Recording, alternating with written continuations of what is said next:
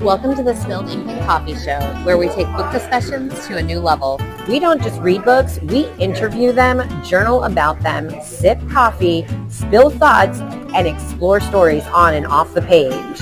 Grab a cup and get cozy, because every book deserves a great conversation.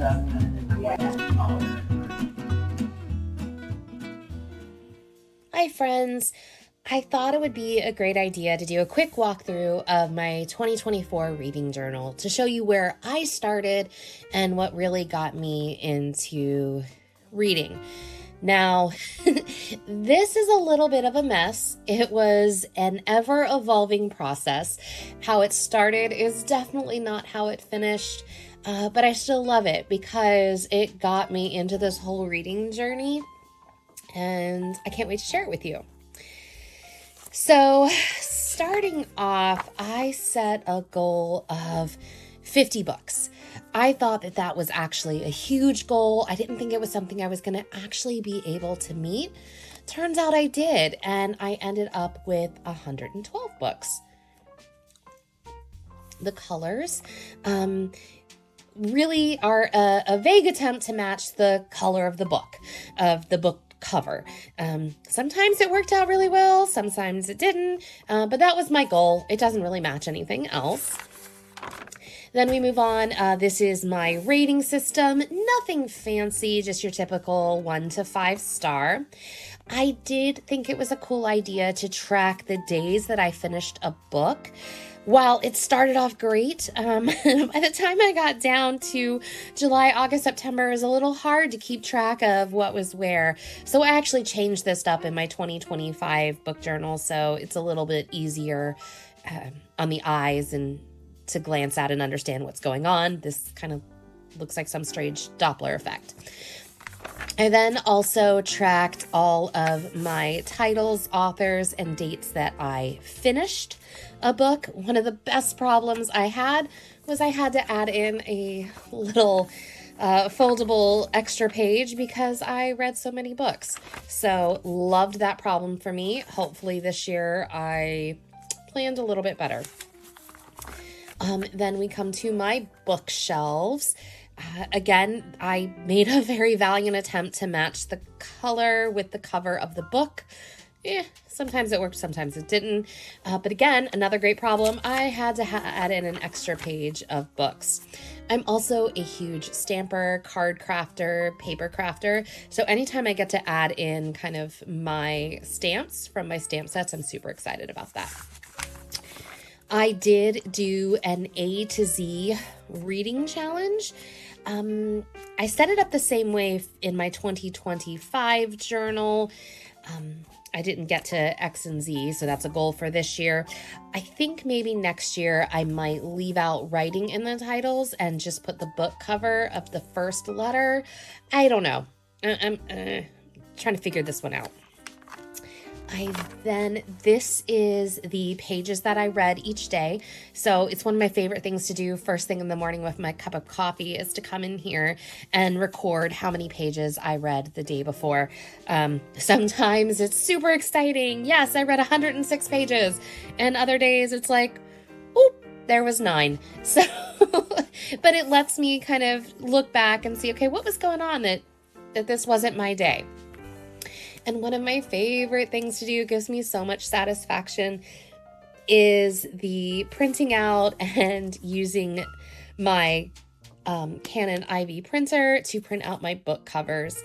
This is maybe a little redundant, but it gives me so much pleasure to be able to print out and put a little number next to it so I know how many books I read. Another great problem to have, I had to add in a couple extra pages. Again, hopefully this year I planned a little bit better. We'll see.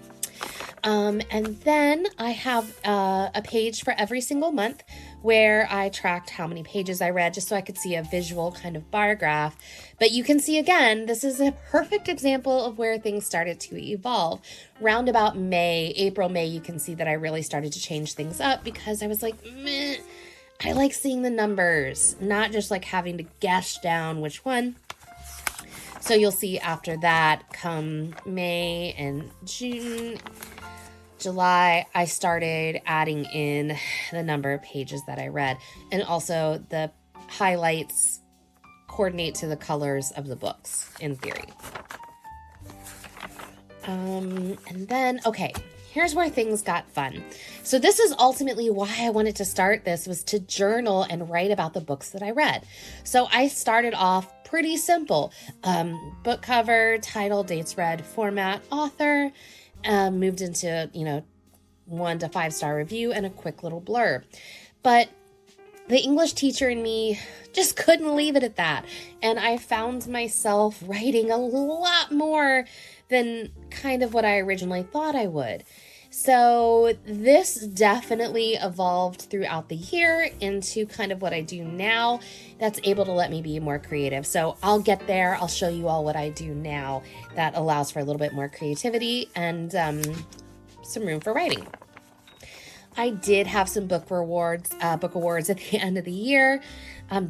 These were really hard to come up with and figure out. I spent a lot of time in December trying to figure out exactly what these would be. So these are the awards. And then I love to play some book bingo. I didn't give myself any prizes, and I don't have any prizes set up for this year, but it was super fun after finishing a book to look through my spaces and try to figure out exactly kind of what I could cross off. And again, some more book reviews that will change very quickly. I also have my Delight Not Found graveyard. I have a big problem not finishing books. I always have. I'll happily give a book a 1 star instead of not finishing it.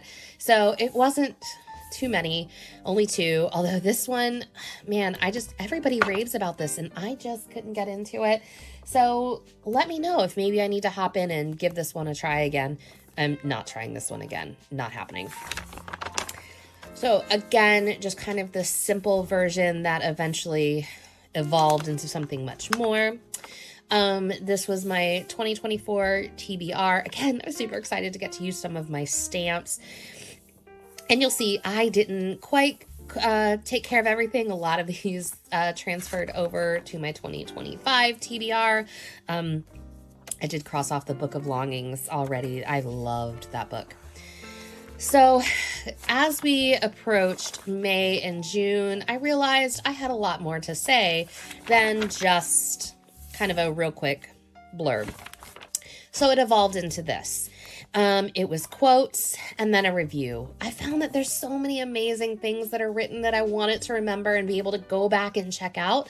So I definitely wanted to add the quotes in there and keep track still of how long each book took me to read. Now, this was awesome. I loved being able to use some washi tape, some stickers, but even that needed to evolve a little bit more. And I wanted to make sure that I tried to match what was going on in the book in my reviews. So I started trying to make sure that what I added kind of matched color-wise, theme-wise, sticker-wise, stamp-wise with what the book was. Again, my quotes and my review. And of course, because this was an ever-evolving situation, here's my series tracker stuck right in the middle of all my reviews. Just tracking what I had read in each series. Some of them I finished. Some of them I'm still working on. Gotta love a good reread of Harry Potter as an adult.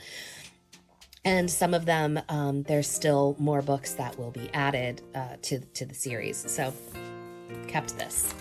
And then, of course, like I said, just kind of exploring, adding in some cool stickers that kind of match with what the books were about. But again, then I evolved a little bit more because I wanted to track what I read each month. So I started adding a title spread for each month that let me see real quick the total books that I read, the total pages, and then what type of books they were. Were they Kindles, audio, or the actual physical book? And then this also star ratings, totally subjective. What you think could be a 2-star, I might actually love. So this is totally subjective, but I loved being able to add in the genre because this helped me really see, wow, I spend a lot of time reading this type of book. Let me make sure I expand and don't just read that one type throughout the entire year. Again, and I just loved making these spreads, finding the quotes that really stood out to me and were important to me and made me want to keep reading and think about what I was reading all the time. I loved doing this.